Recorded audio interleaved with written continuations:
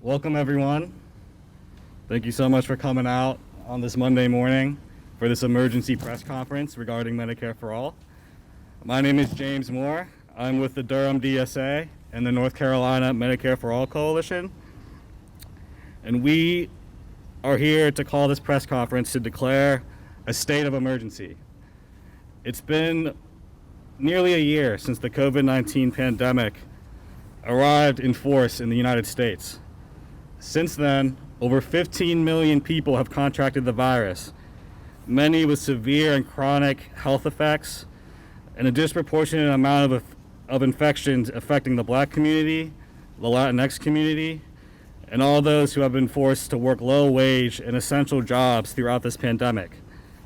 Tens of millions of people have lost their jobs, tens of millions of people have lost their employer-based health insurance, and most significantly, over 280,000 people have lost their lives. In this context, I must admit that it's a little strange to celebrate a holiday named Human Rights Day, amidst a historical moment where the inherent value of human life has never felt so cheap. I must admit that it feels strange to celebrate a day that, as you can see on this poster, is meant to affirm every human being's right to material things like housing, like food, like healthcare, when so many of us are homeless, when so many of us go hungry, and so many of us cannot afford the healthcare that we need. This is why we're here, to call attention to the emergency that our human rights are being actively denied. When you lose your home, that is an emergency. When you can't feed yourself or your family, that is an emergency. When you become sick or injured and you cannot afford the health care that you need, especially in the middle of a pandemic, that is an emergency. And as we speak, despite the relative calmness of the legislative building behind us, millions and millions of people are having to endure these emergencies alone simply because they cannot afford the rights that they're supposed to be entitled to as human beings. But it doesn't have to be this way. A better world is possible. And that is why we of the North Carolina Medicare for All Coalition are not just here simply to declare that healthcare is a human right, but to declare that the only way to ensure that each person in this country's right to healthcare is guaranteed is to do what most industrialized countries do already. And that is to take healthcare outside the control of the private sector. The only way to ensure this, to ensure that healthcare is seen as a human right, is to pass Medicare for All. Medicare for All is a single-payer insurance program administered by the federal government that will cover all United States residents. Under Medicare for All medical services that require a medical professional will be free at the point of service, including dental, vision, mental health, and pharmaceuticals. Under Medicare for All, instead of having to continue to pay the rising costs of premiums, co-pays, and deductibles, instead of having to depend on your employer for a health insurance plan that limits what doctors you can see and what type of care you can receive, you, your family, even people you don't even know, will be able to receive the health care they need from the provider they want to receive it from without having to worry about not being able to afford it, without having to choose between a death sentence and a death sentence. Medicare for All will not solve housing or food injustice or affirm any of the other rights on this poster board. Only the decommodification of these material items will. But until then, without the burden of premiums, co-pays, and deductibles, Medicare for All will make these essential items easier for people to attain. Medicare for All will not solve racial or gender-based injustice, but by providing universal health care that's free at the point of service, by reallocating funds to underfunded hospitals and marginalized communities, it will go a long, long way towards ameliorating the hard edges of our society that cut out Black women, the Black community, the Latinx community, the indigenous community, and the LGBTQ community. The fact that Medicare for All isn't already a reality, the fact that our human right to healthcare is being actively denied by the profit motive of the private sector is an emergency we cannot let stand, and it is an emergency we cannot solve individually. That is why, although this is a press conference, our intended audience here isn't the press or even necessarily our elected officials. It is to the people across the state who feel the same way that we do. The private healthcare industry is a multi-billion-dollar industry. Health insurance companies, pharmaceutical companies, and all those whose wealth is predicated on commodifying our right to healthcare are doing everything they can to deny us Medicare for All through media propaganda and buying off politicians.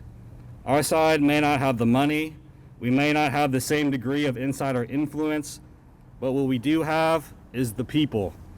The North Carolina Medicare for All Coalition is a coalition of grassroots organizations from across the state, some of which you'll hear from today, and it has come together to build the only thing that can defeat the corporate coalition that has formed to keep the healthcare status quo in place.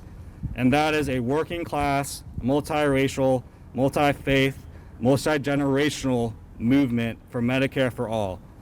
But we need your help.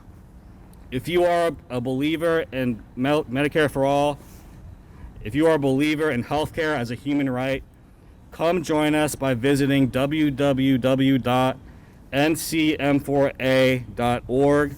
That's www.ncm4a.org, and join us in this fight. There's no time to lose.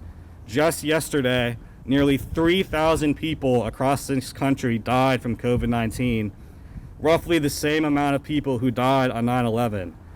But instead of turning against people who aren't like us, instead of launching an imperialist wars that kill millions of people and immiserate and destabilize whole entire regions of the world, let us turn towards each other. Let us fight for people who we don't know, and let us continue to fight to ensure that our right to health care, our right to housing, our right to food, our right to labor rights, our right to live full and dignified lives as human beings is no longer denied. Again, please visit www.ncm4a.org to learn more. And for now, let me pass it on to one of our coalition partners, Jennifer.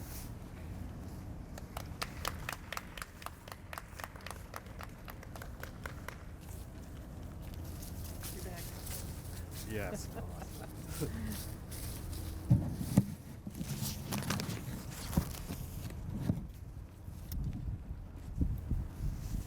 Thank you. My name is Jennifer Copeland, and I represent the North Carolina Council of Churches. We are 18 denominations across North Carolina representing 6,200 congregations.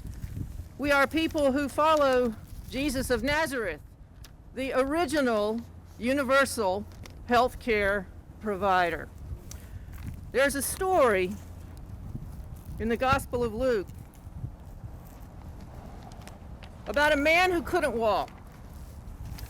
As usual, the crowd around Jesus is large, and even people who could walk were having a hard time reaching him. This particular man was carried on a mat, so there was no getting through for him. The story goes that the people carrying him on the mat climbed up on the roof and lowered the man down in the middle of the crowd in front of Jesus. Most people assume the folks carrying this man and using their ingenuity to get him where he wanted to go were his friends. But there is absolutely nothing in the story to support that theory. They might have been his friends, but they might just as easily have been folks he hired to carry his mat, or folks who saw his dilemma and wanted to help him out. Jesus was so impressed by their effort at getting the man where he needed to be that he not only forgave the man's sins, which might have been all the man ever wanted in the first place, but he also made it possible for the man to get up and walk. That only happened because that man had access to the health care Jesus could provide. How many people are lying around on mats in North Carolina because they can't get to the health care they need?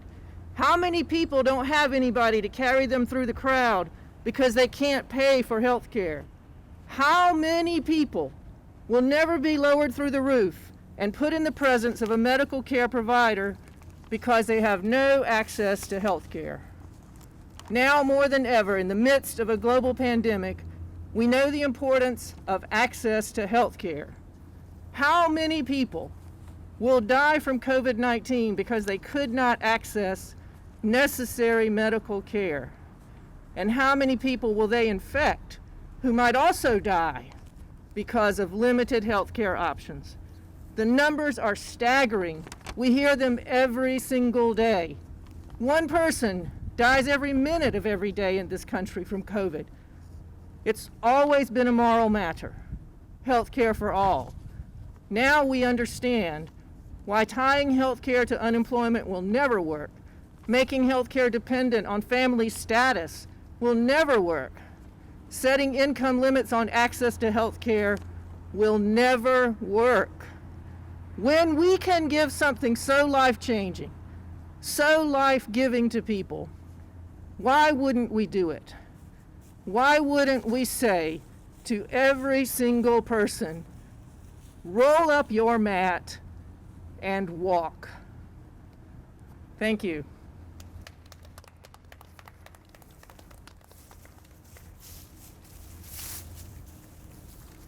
Thank you so much. Thank you so much.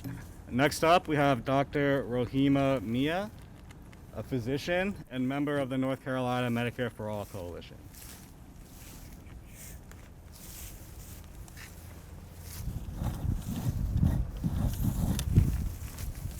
Good morning. As you said, my name is Dr. Rahima Mia. I am a psychiatrist in private practice in Raleigh. I consider myself fortunate to call North Carolina my home. I've been here since 1996 when I came here for my residency at the University of North Carolina. And I'm happy to serve the mental health care needs of my fellow citizens. And on this day, honoring human rights, I'm honored to be here among other fighters for social, economic, and racial justice. But I am, however, disappointed that our elected officials have chosen not to put policies in place that center the human rights of our citizens here in this state and in our country. We know that the social determinants of healthcare include many factors, including having safe and secure place to live. It includes having adequate food, and it includes having access to health care. Health care is something utilized by everyone, including our newborn babies and children who need them for our immunizations and our pregnant mothers. It is used by young and old alike for acute and chronic illnesses, most of which are not predictable and are due to no one's fault, just like this life-changing pandemic has illustrated. So I want to talk about what would it be like if healthcare was really treated like a human right. If healthcare was treated like a human right, then patients will not need their profit-driven insurance companies requesting, as I have to deal with every week in my office, prior authorization to pick up needed treatment. This is especially true for some of my patients struggling with addiction. Sometimes they will go to pick up medication-assisted treatment at their pharmacy, and they're told it's going to cost a lot more because their insurance has not given prior authorization. They often become frustrated and discouraged and then immediately dropped out of treatment. And we know this can lead to a loss of lives, as evidenced by the rise in use of opiates and other substances.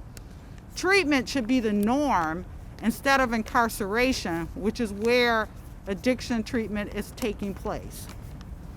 When healthcare is a human right, patients will not skip getting needed labs that I order to help evaluate for possible serious illnesses or the adverse effect of medication, because they choose to buy food instead for their family, or at this time of year say, I need to get gifts for my kids at Christmas time. Again, these kind of choices leads to adverse effects and often the loss of life. When healthcare is treated as a human right, then patients will not cancel appointments or stop medication because they lost their job or in between jobs and will not be getting health care at their new job for 90 days or 60 days or 6 months. And sometimes, again, this will worsen their conditions and sometimes lead to the loss of life. When health care is finally treated as a human right, patients will not stay in jobs or relationships that may be causing physical or emotional harm. Often the leading cause of loss of productivity in these jobs, and of course one of the leading causes of PTSD, because these patients fear losing their health care.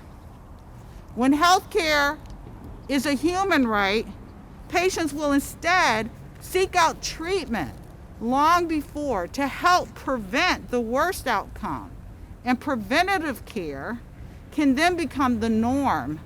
Instead of only focusing on illness, we can instead focus on well-being.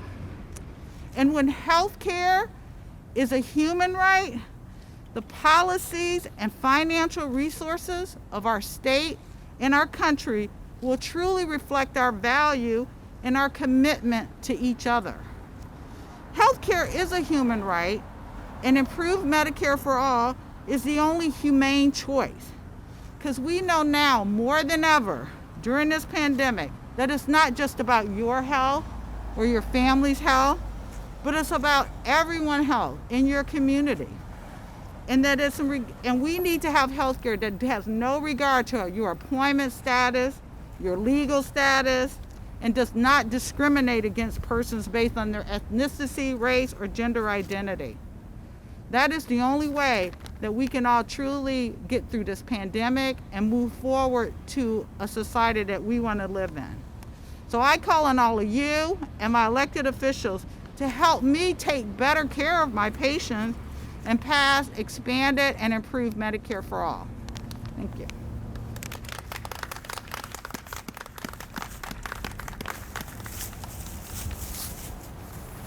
Thank you so much, Dr. Mia. Next up, we have another member of the North Carolina Medicare for All Coalition, Luika Wynn, certified nursing assistant, a member of National Domestic Workers Alliance, We Dream in Black.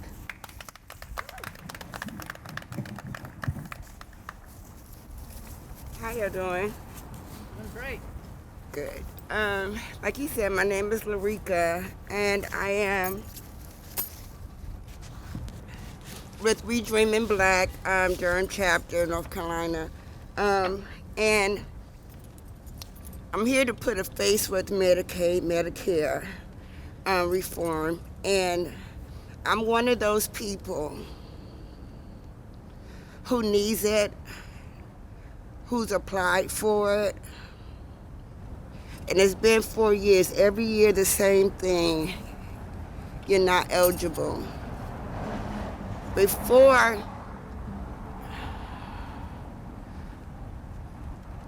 2019 came in, I was in a car accident that took me out of work permanently. Since then, I haven't had a dime to come in my name. And I'm always in the hospitals. And I'm always asked, do you have Medicaid? Well, we're gonna search. We're gonna search for Medicare. It ain't none. I've had to basically do homework on my own, calling around because I can't get medicine. Sometimes I go without medicines for weeks. Now, I'm a substance abuser, and they wonder why we keep having marijuana in our systems. That's because we can't afford the medicine. Every time I go to the doctor, there's a different medicine. Every time I go to the doctor, I ask for a solution. Every time I go to the doctor, it feels like I'm in another pain leaving.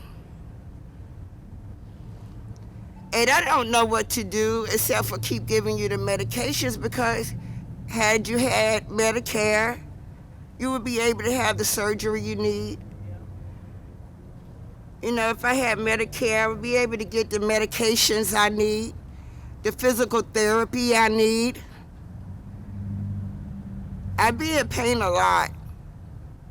And I just came from the hospital, and I tried to get here as fast as I could because this is important to me. I have underlying issues. And if I caught COVID, I'm dead. And a lot of people have to understand that it isn't COVID that kills you. It's all the underlying issues that kills you.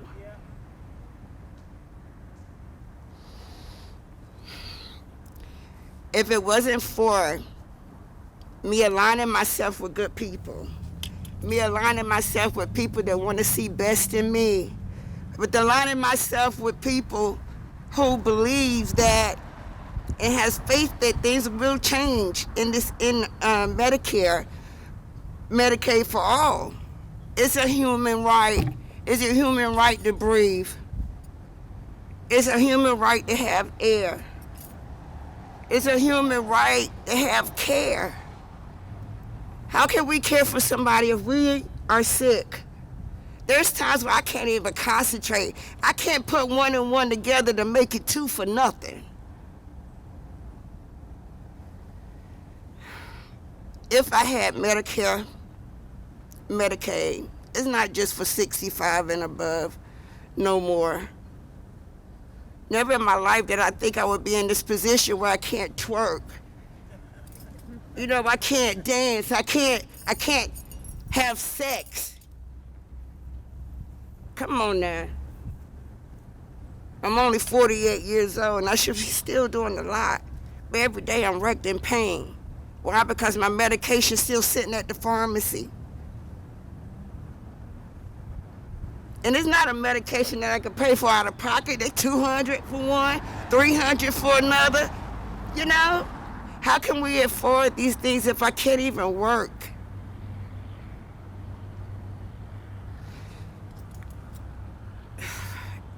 And it's not just me. I'm sure that a lot of Americans are going through the same thing.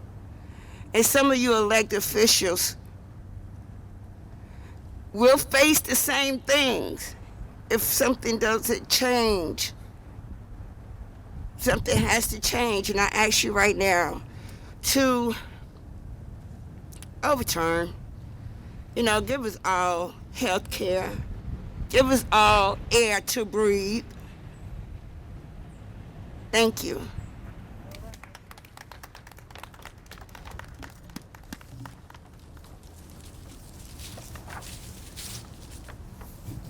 Thank you so much, Luika. I think I speak for everyone in the coalition when I say that I'm sorry that you have to go through what you're going through right now. I would give you a hug, but obviously COVID prevents us from doing that. And that's what our healthcare system does. It separates us from each other. It keeps us from living the lives that we should be living. There's so many people who are in the hospital right now going through medical procedures that are going to bankrupt them. There are a lot of people who should be going to the hospital, but aren't because they're afraid of going bankrupt. This is unacceptable. We need Medicare for all, and we need Medicare for all now. To speak more on this, I would like to welcome to the microphone Jonathan Michaels, radiology technologist and member of the Healthcare for All North Carolina.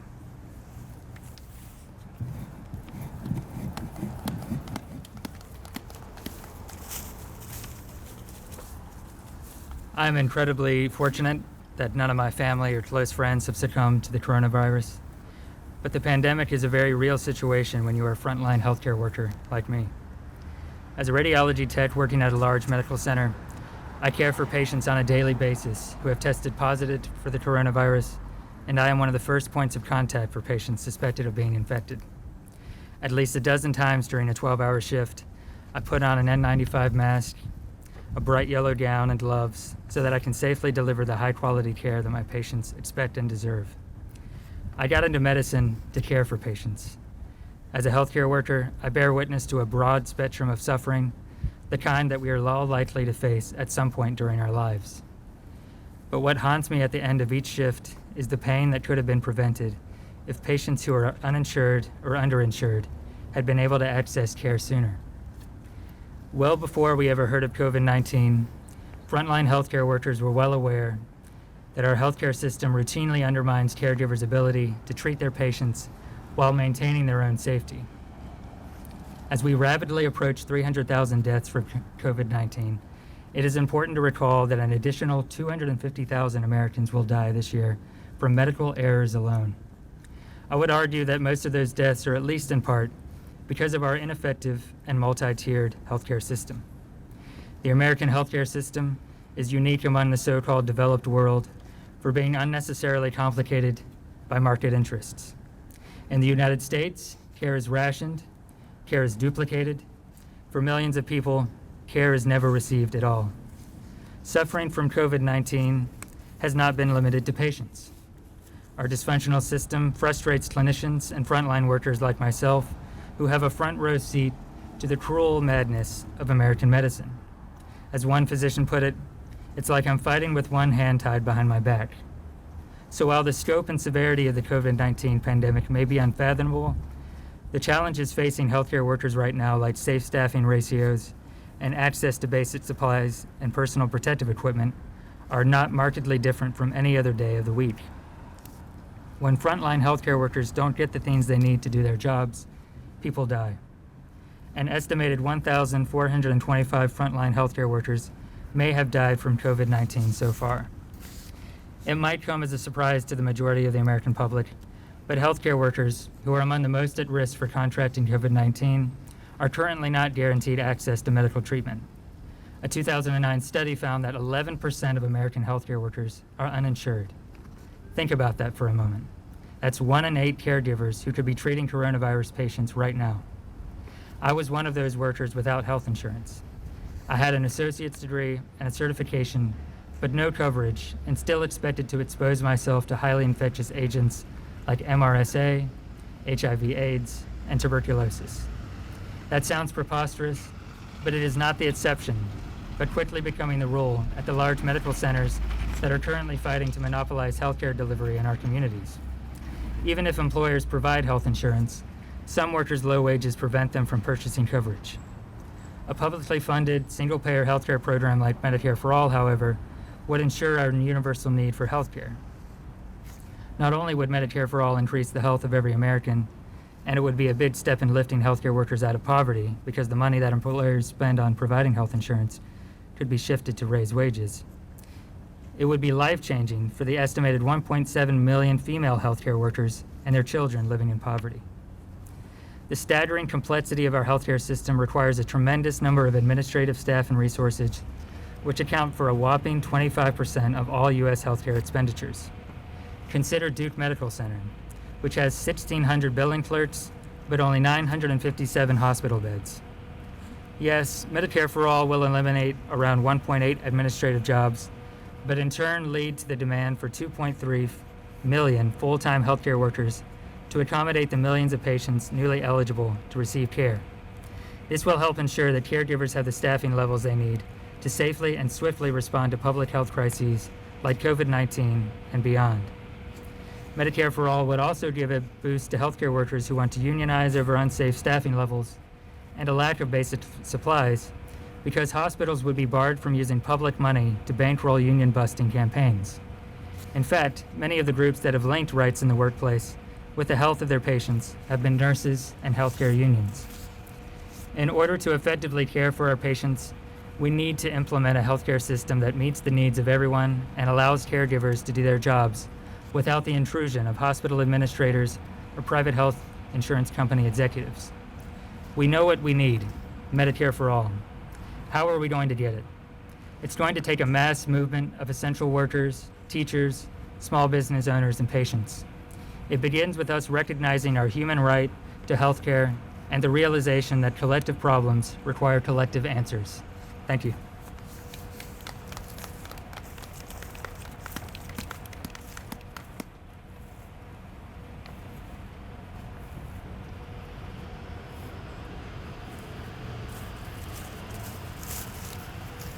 Thank you so much, Jonathan. I just want to underline how insane it is that there are so many frontline healthcare providers like Jonathan who still have to pay to receive medical care. That he and other healthcare providers have so many patients who they're not able to adequately take care of because they can't afford it. We need Medicare for all, and we need Medicare for all now. To close this out, last but certainly not least, I would like to welcome to the microphone Faisal Khan, human rights advocate and founder of the Carolina Peace Center.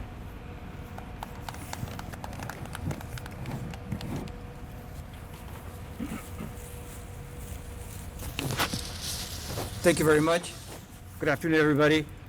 Before I start, I would like to take a moment of silence to observe the inhumanity that is taking place in this world, to observe the deaths of so many millions of Americans and people across the globe, and the frontline workers and the advocates who have been fighting day and night for years and decades for people to have basic fundamental human rights. So I'd like to take a moment of silence to recognize their work.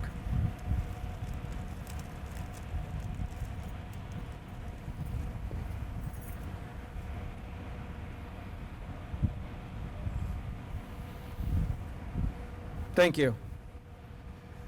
People and their rights must be a front center of response and recovery.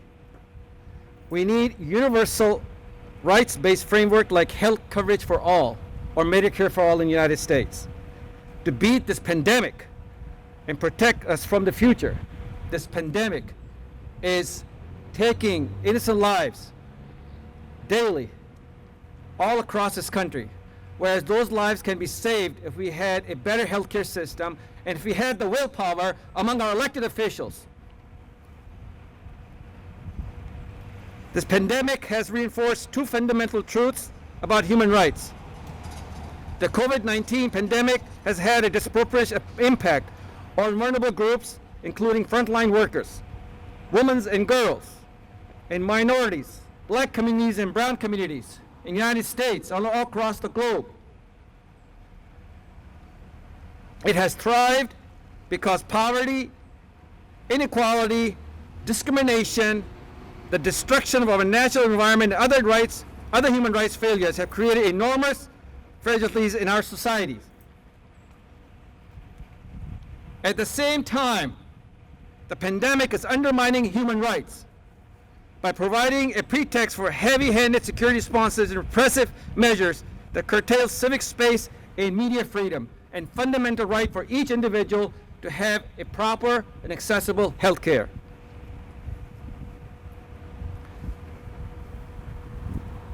Health care is a fundamental right of each individual, regardless of their background, color, race, gender, religion, no religion, or sexual orientation. It is inhumane and it's pathetic. It's unacceptable in a country like United States of America, the richest nation on earth, cannot provide basic health care to the American citizens. It's a shame on both sides of the aisle, whether you're Republican or you're Democrat or you're independent. It's shameful that you cannot stand up and have the willpower and the political will to take care of this tremendous problem we have in this country.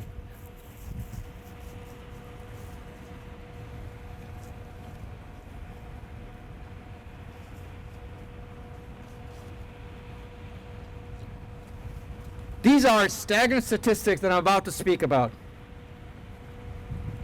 And as a humanity, we should be ashamed. The privileged class should be ashamed.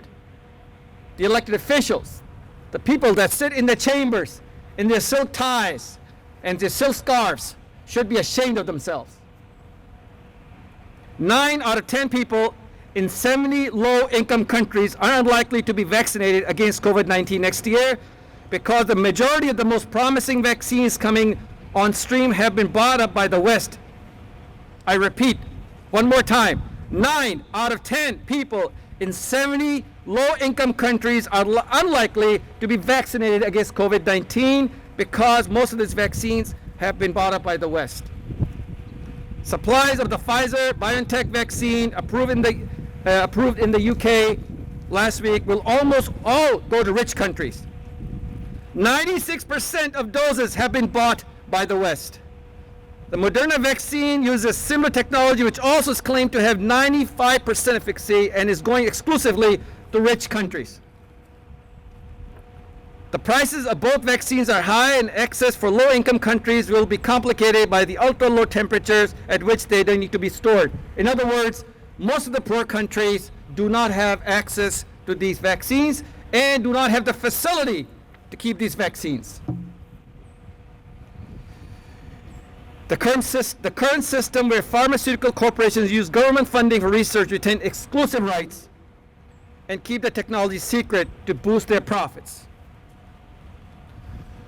Now, in America, the pharmaceutical corporate hijacking of the American healthcare system is crimes against humanity, period. And if you cannot acknowledge that, and if you cannot see that through your conscience, then you really have some problems. In this country, for decades and decades, communities, especially black and brown communities, have been suffering immensely because they do not have access to proper health care. People in rural communities have to drive over an hour to get checked. A lot of poor communities do not have access to good transportation, cannot afford cars because they don't have good jobs to buy the good cars, they don't have good money to pay for car insurance. And you add up all that. You have people dying because they cannot get proper checked. You have people dying that their lives could be saved if they have early detection, if you have preventive measures like in Europe. And Medicare for All does all that, changes all that. But we don't have that. Why? Because we don't have the political will. And the political will is going to come when ordinary Americans, white, brown, and black, especially the privileged class in this country, stand up and speak out and elect people that are standing for the people, not for corporate interest. It's a travesty in this country right now, as wealthy as we are, that we cannot provide health insurance to every American. I don't have health insurance. I don't have dental insurance. I don't have vision insurance. There's so many people across the America that I've met in rural communities. In this area in Raleigh, especially black and brown communities that do not have proper health care, do not have health care, period. They don't even know if they have COVID-19 or not. They don't have the information where to go and get checked.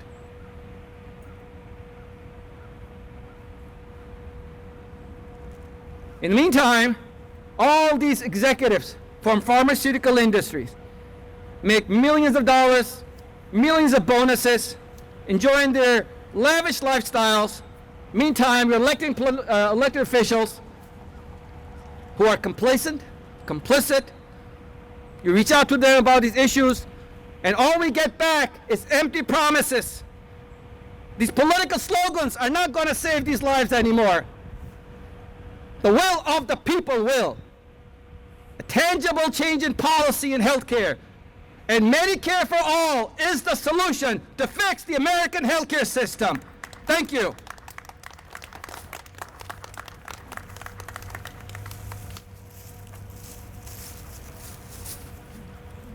The stakes are clear, y'all. We can no longer tolerate the impotence of our elected officials. We can no longer tolerate the greed of private corporations. As I said at the top of this press conference, 3,000 people died yesterday because of COVID-19. But the emergency that we're organizing this press conference around isn't just about COVID. This reality is horrific, but the problem is so much worse than COVID. Before COVID, tens of thousands of people every single year in this country and across the world aren't able to get medical care because they can't afford it. That is unconscionable.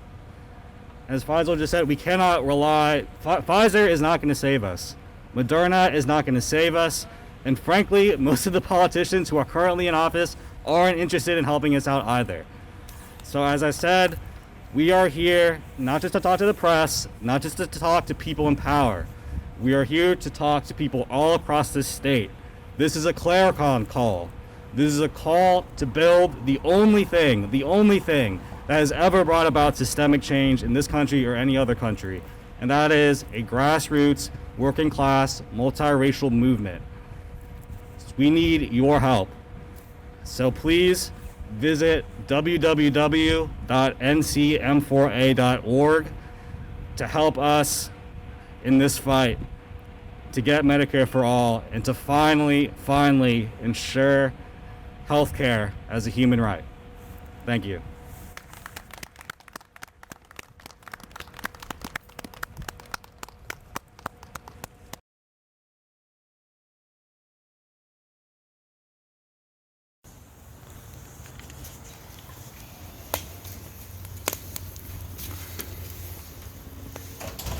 Hi, my name's Megan Dunn, and I am a member of Health Justice North Carolina and the North Carolina Coalition for Medicare for All, and I'm here to tell you a little bit about our live action event coming up on Saturday, December the 12th. We invite you to join us as we denounce the commodification of our health care. We believe that health care is a human right, and we are getting together to burn our medical bills. If you have surprise medical bills like I do, or if you pay an outrageous amount of money for an insurance policy that covers very little and leaves you with high copays and deductibles and inadequate coverage, you're not alone.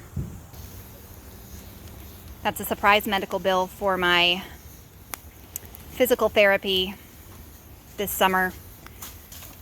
I called my insurance company and they told me that my physical therapy would be covered, and the physical therapist also checked with insurance, but I still received surprise medical bill for hundreds of dollars of services that weren't covered after the fact. I know that you probably have stories like that too, and I hope you share them.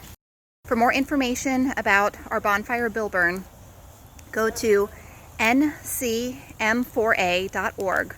We will be having these events all across North Carolina on December the 12th.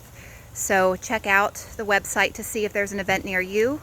If you're not able to come out, or you prefer to join us in solidarity at home, you can use your fireplace or fire pit at home and join us in this action. And don't forget to take a picture or a video of your bill burn and tag it #NCM4A. Thanks. Hope to see you all there.